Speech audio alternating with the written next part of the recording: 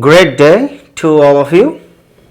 Welcome to my channel I Speak Language School. I am Sabyasachi.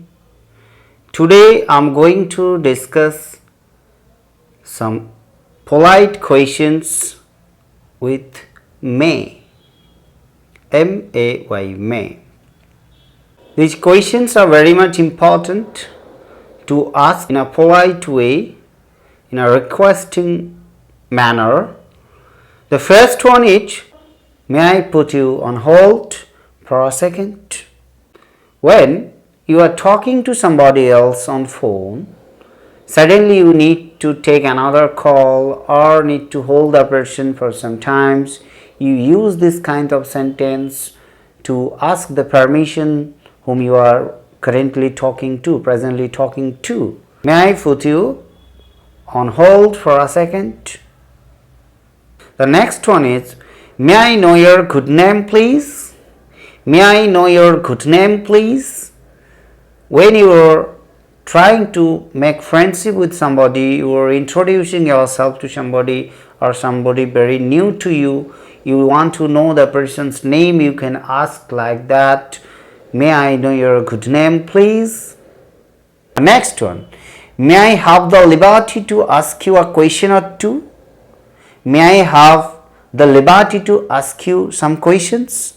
This type of sentences are used to ask somebody or take the permission of some person when you are going to, before you are going to ask the person some questions. If the person is ready for giving the answers, or if the person is easy to face the questions, for going to ask these questions, you take the permission in this way.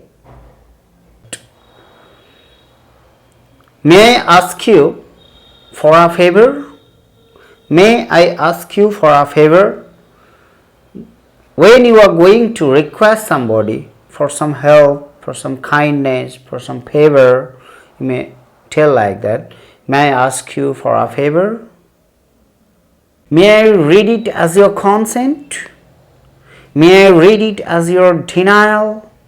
May I take it as your consent? May I take it as your denial?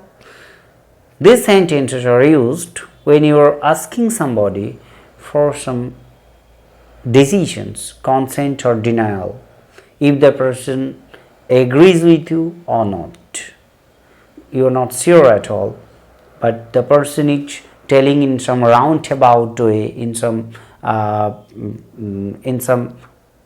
giving some hints, okay, then you can say like that. May I have your ears? It is like, may I have your attention? That means when you are drawing somebody's attention, you need to talk to somebody privately, secretly, so to discuss some important thing. You need the full attention of the person. You say that, may I have your ears, please? May I proceed if you allow? May I proceed if you allow?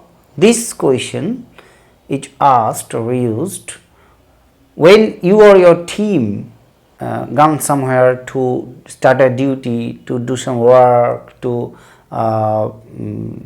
finish some job, but somebody is there, senior person or some authoritative person is there who will give you the permission, or before going to start the work, the job, you have to take the permission from that person. Then you can say, may we proceed, may I proceed if you allow. That means you are taking a formal permission. Though you have that right to do the work, but you must take the permission because of it's a formality, it's an etiquette. Okay.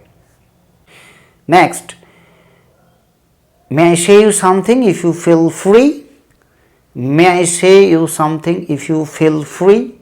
So this is a sentence used when you are going to tell your friend something, when you are going to ask your friend something, when you are going to discuss with your friend something.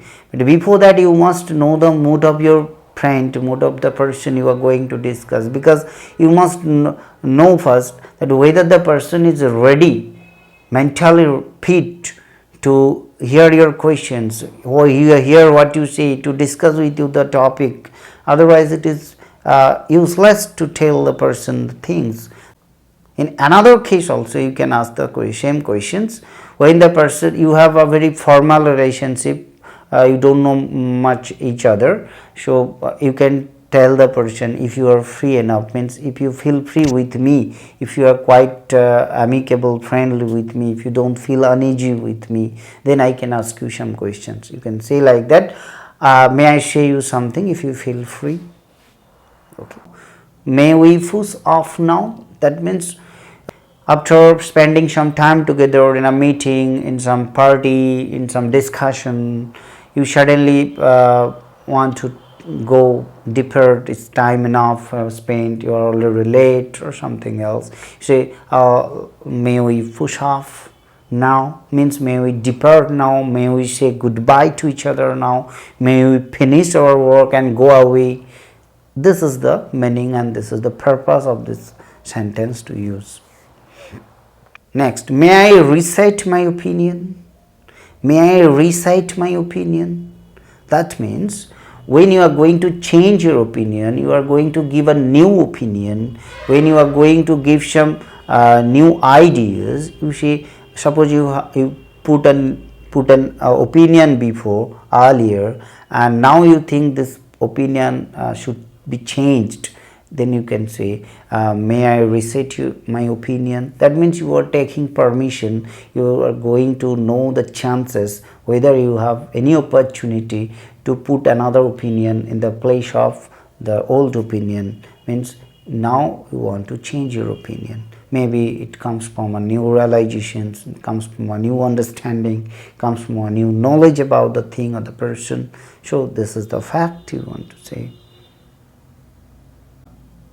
I have discussed 10 such expressions, sentences which are very much helpful in conversations in colloquial English, in your day-to-day life conversations. So stay with us for more such kinds of information and videos and lessons. Have a great day.